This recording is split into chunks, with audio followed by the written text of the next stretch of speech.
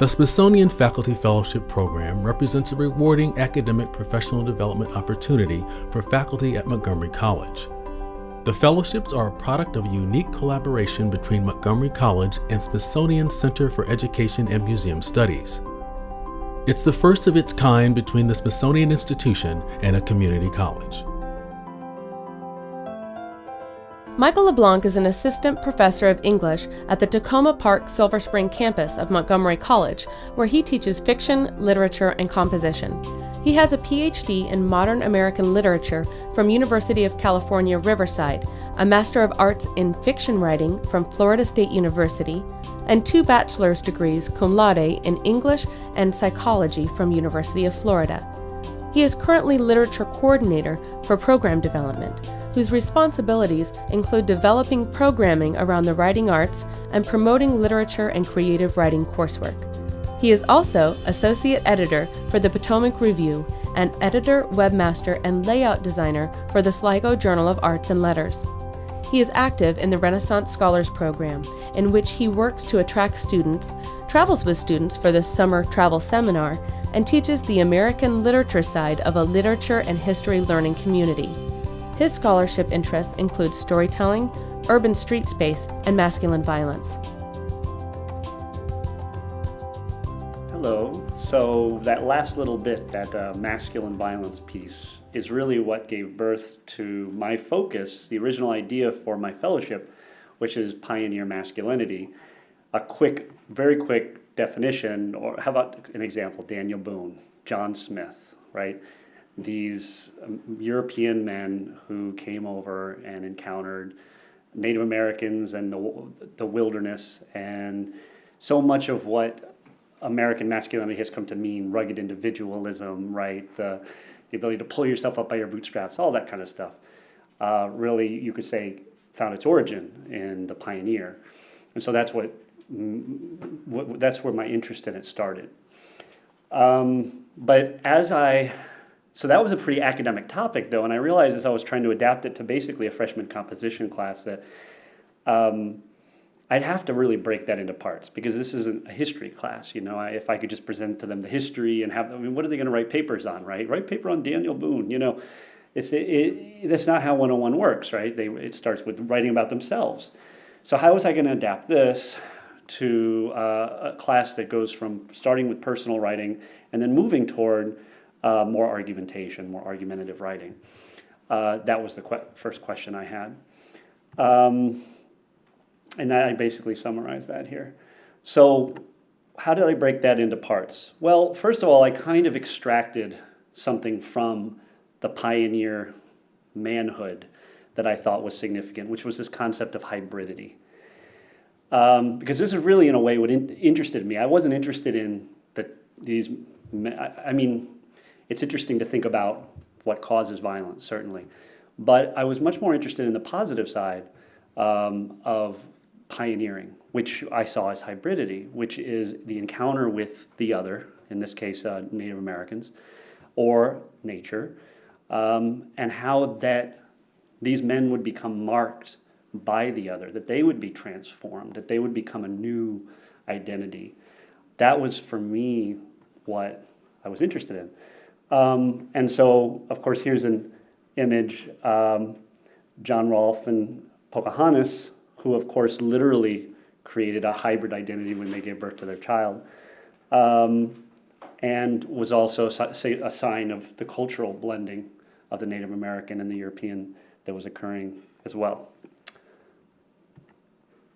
So now I have to adapt that, and I did share that with my students. I showed them a piece of the movie The New World. If any of you have seen that, it's a version of the Pocahontas story. And the key part for me is where John Smith is taken to the village, the Indian village, and they're just about to kill him. And Pocahontas intervenes and says, "Don't kill him." And because of that, she takes responsibility for his life. And John Smith then, because of that exchange, does all he can to stop the impending war between the tribe and the British who were there. So that, to me, is an example, right, of what can come out again, the positive side for me of what can come out of these exchanges. So I asked them to think about their own hybridity after that, right?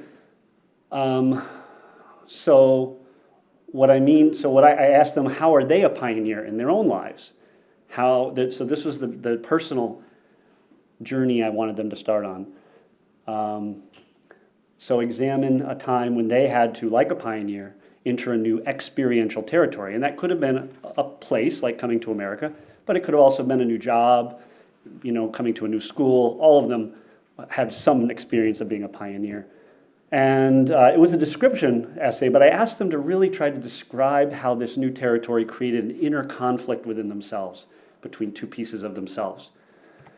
Because again, that to me is what's interesting about hybridity, is when people come in conflict with themselves and are therefore forced to become something new.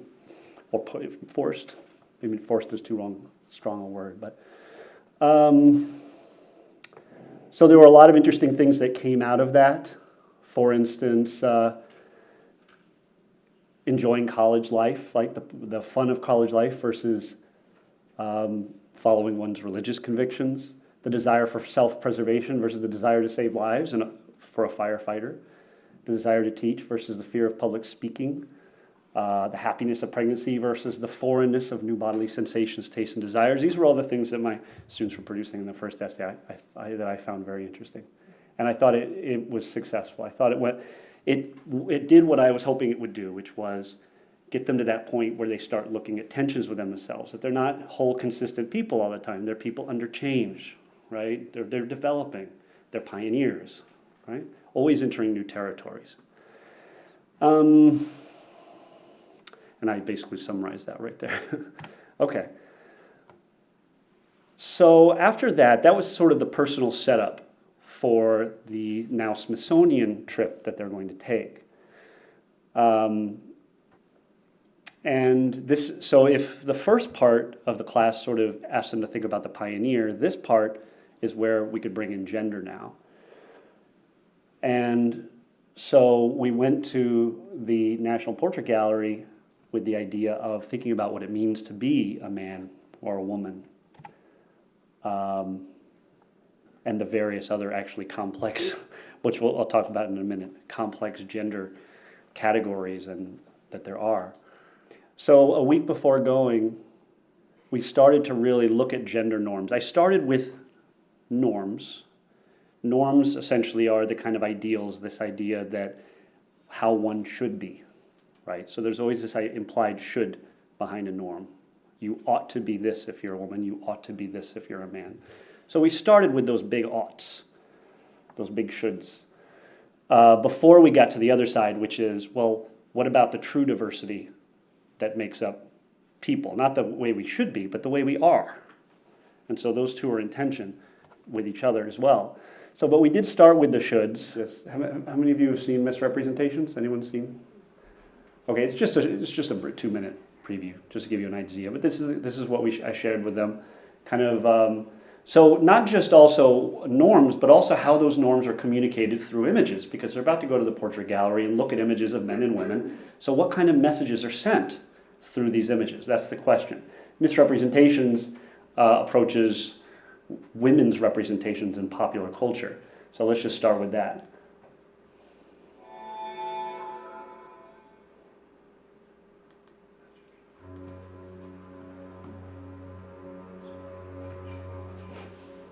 The media is the message and the messenger, and increasingly a powerful one.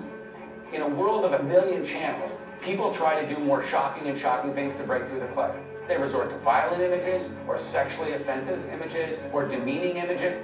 When is it gonna be enough? There is no appreciation for women intellectuals. It's all about the body, not about the brain. You all saw the photo from the weekend of Hillary looking so haggard and looking like 92 years old. Breast implants, did you have them or not? If you waterboarded Nancy Pelosi, she wouldn't admit to plastic surgery. The fact that media are so derogatory to the most powerful women in the country, then what does it say about media's ability to take any woman in America seriously? I have close friends that will go to the bathroom and put on like 10 pounds of makeup, and you're at school to learn. As a culture, women are brought up to be fundamentally insecure. Media creates consciousness, and if what gets put out there that creates our consciousness is determined by men, we're not going to make any progress. Little boys and little girls, when they're 7 years old, an equal number want to be president of the United States when they grow up. But then you ask the same question when they're 15, and you see this massive gap emerging. We're shortchanging voices that are urgently needed in public forums from ever getting to the table. As the most powerful country in the world, if you're not standing for the right values and for the right principles, that's a loss for the world. You get a woman in the Oval Office, most powerful person in the world, what's the downside? You mean besides the PMS and the mood swings? Well, the media treats women like shit, and it's horrible, and it's like, I don't know how we survive it. I don't know how we rise above it. You can't be what you can't see. It's extremely important for women to be writing their own stories and giving them to people to really emotionally become impacted by. The media can be an instrument of change. It can awaken people and change minds. It depends on who's piloting the plane. My heart keeps beating like a hammer. All right, well, so I think that just, it's just a good punch, I guess. It has good punch to it to show, all right, look, let's start and let's admit that images have power. And that's really, I guess, and images have power in terms of communicating norms, the way people should be. And you saw from many of those examples how bullying begins to come out when people aren't following the norms, right? So I also shared with them Reviving Ophelia, a piece from this book which talks about how strong girls are able to overcome some of these girl poisoning images and messages that you see in the popular culture. And then we read William Pollock's Inside the World of Boys. Talks about how men too, of course, are affected by norms in a different way, of course, in the sense that many boys aren't able to really find any outlet for what's really going on within them. And this creates depression that doesn't ever get expressed, for instance, and it can lead to all kinds of emotional disorders. All right, so now we started moving to the images that they're going to see in the museum. This is, when you first walk into one of the rooms of the gallery, this is the biggest image that they see. So I did share this with them. I'm just going to move forward a little bit. So here they are actually at the museum. On another occasion, I might discuss some of these paintings with you, and we can look at some of the messages that are being sent. And this is a complex, I don't think this is in any way a simple painting. There are certainly, his face and posture is communicating some of what we call the mask of masculinity, that he isn't showing vulnerability. He is higher and kind of looking down at the audience. In other ways, though, there's this contrast that, and of course, being an African American, that also changes the nature of that male gaze. So there's all kinds of tensions within this painting that make it very complicated, including the fact that he's, mixing very formal elements of his dress with, of course, the ball cap that he's wearing. So there's this tension between the formal and the informal. So we continued with this conversation of hybridity and how people are complex and that there's tensions, even with LL Cool J coming from, he was originally, of course, a rap artist and very tough urban rap artist coming from that background. And now, of course, he plays a policeman, right? Television, right? So that's just one example of the many tensions that we have. And of course, this is another great example. Here's Pocahontas, but if you were to look, she's of course not. She's in European clothing. This was when she was in England. This also had, you can't see it well, unfortunately, and I'm not going to discuss it now, but there's some very interesting tensions about power. I mean, just if you look at the size of Rosa Parks, for instance. So there are very interesting tensions in that piece as well. So I asked them all to basically pick one image in the museum that really struck them. And these are all portraits. So because they're people, they all have some relationship to gender, right? So I asked them to think about what kind of messages the portrait is sending about what it means to be a man or a woman, or some alternative that we don't have a word for or an adequate word for. And then the second step of their homework was they go to some kind of contemporary source. It could be anything, a magazine, an ad, a website, CD cover, and they look for an image that they think relates in some way. It could be of the same person. That's one way it could relate. It could be someone of the same job. But they had all kinds of interesting ways they came up with relating these two images. So I left it very open. So that was where they had a lot of room for their own creativity and interests. Now, I remember I had this moment where I was suddenly like, there's so many balls in the air. I was like, how do I hold them all and not drop them all? American origin, bullying, gender, visual culture, museum visit. Well, it just happened to be the week of Columbus Day, which, given our focus of 1492, was a very auspicious day. And I used that to kind of try to bring all these various pieces together. What am I really talking about? I even almost lost message, I guess. And so this offered me an occasion to kind of get back on message, so to speak. And Mimi Mann was very helpful in that occasion, my crisis moment. So what I did was I basically put side by side, kind of like what they're doing, two stories.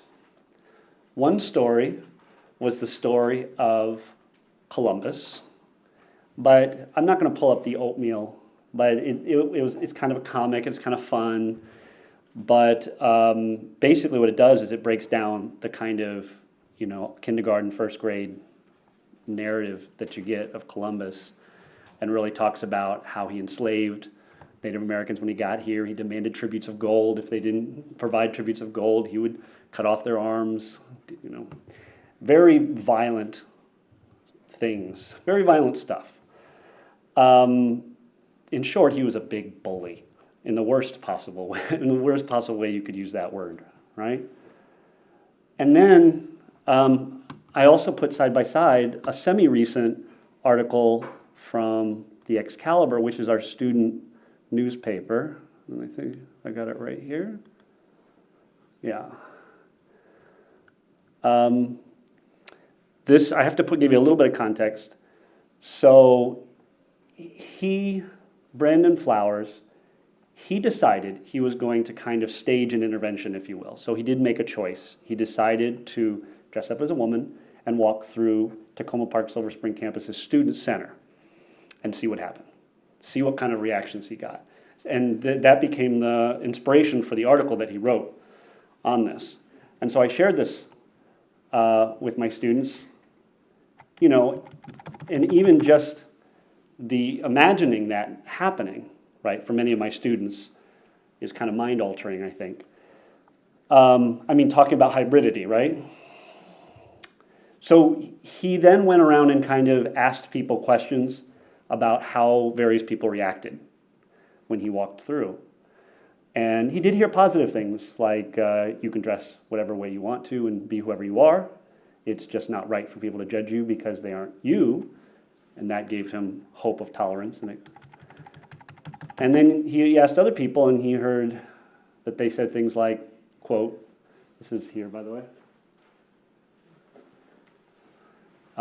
This guy's a faggot. Look at this faggot. Why is he here? He's embarrassing himself. I then asked him how many times he heard the word faggot being used when people were talking about me. He said at least 10 or 15 times. What's worse was that another student even told me he overheard a person saying he should go kill himself. Another saying, if that was my son, I'd kick him out of the house, when I apparently walked by him and a small group of people. So for me, this brought together the gender and the pioneer and the visual culture and many of the other things that we're talking about. I mean, it really kind of bridged this gap between 1492 and today. Of course, I did ask my students to think about it. They didn't necessarily have the tools to connect the two. I have to, and if I did this again, I would maybe do some more scaffolding. But it helped me articulate where I was headed.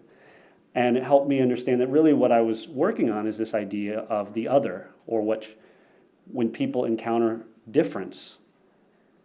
In many cases, the first violence that's done is to shame that difference, to make it shameful. And then once it's a shameful difference, it justifies whatever bullying or violence, right? So these people are savages. So if I exploit them, take their money, that's justified with that label, right? And of course, you see the labels that they're using here, which justifies the bullying in this case. So that kind of brought it together for me, and that's of course, my interest, this question of violence and what causes violence. I'm going to start wrapping this up. So this is the genderbread person. I'm not going to focus much on it right now because I'm short on time. I'm going to take you right to their project. But this is, if you're ever interested, this is a great tool for looking at just how complex gender is. That gender is a combination of gender identity, gender expression, biological sex, and who we're attracted to, all of these things. And each of these things exists on a spectrum. And if you look at it like that, there are categories we don't have for people. They're just insufficient. I'm also going to skip forward. There's other things that we talked about that this is actually a picture of that Kehinde Wiley did, the same one who did LL Cool J. And Kehinde Wiley self-identifies as gay. And you can see here how he is creating these hybrid urban, male, masculine, feminine pictures. And so this inspired my students, and they came back, and here's the kinds of things they produced. So I'll just share with you some of the juxtapositions that they produced. And here's quotes. These are quotes from them. The two images of Venus and Serena suggest women can show different gender expressions by utilizing facial expression, setting, and stance. There isn't one specific type of sexuality or sex appeal. Many cliched feminine behaviors are not commonly practiced or taught in our modern society. Denise Graves is an example of what a traditionally feminine woman looks like in a recent recital portrait painted by Nelson Shanks in 2000. Denise is a talented opera singer and entertainer. Similarly, Miley Cyrus is a successful female entertainer. However, she is not an old-fashioned woman with ladylike customs. I thought this was interesting. Two faces of Pocahontas. This brings me to a mind-boggling question. Has today's society confused idealistic with realistic? One example would be the contrast between the 1616 portrait of Pocahontas and Disney's portrayal of the Native American princess. This process of editing people has become our ideal reality. What she is wearing, her facial expression, and the color contrast of the photos suggest that M.G. Marsha Anderson is less powerful than Eisenhower. Although the LL Cool J portrait shows more of a positive type of manhood, while the NWA picture shows the negative aspect of manhood, both explain ways men can live their lives. You can either choose to do the right thing or go down the wrong path. The type of man a young boy becomes depends on his influences and what he wants to be. The mentality that a person can or cannot do certain things based on gender, in Elizabeth's case, as being the Queen of England, and in Iggy's, it is that he cannot dress as a woman, is outdated and never really stood any logical ground. Okay, and that's it. Thank you very much.